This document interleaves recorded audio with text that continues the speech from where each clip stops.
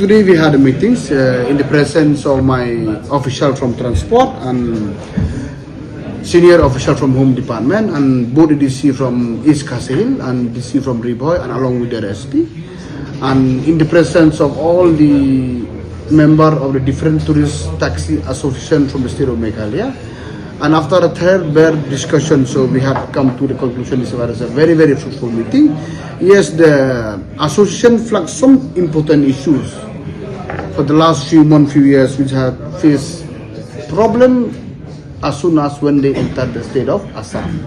So, and we listened their problems, and yes, their problem is also very, very genuine. So, we had come to the conclusion that within 10 of September, I will be calling a meeting at my level with the Commissioner of Transport Assam and Meghalaya, and in the presence of all the members of association from us and along with from Assam. So date is yet to fix. We will try to solve all the problem which our driver face during their trips to Guwahati especially. And their concern is very genuine. I'm very thankful to them. It was a very, very fruitful and very, very genuine issue. So hopefully by meeting both the state, so it should be, the problem should be solved in future.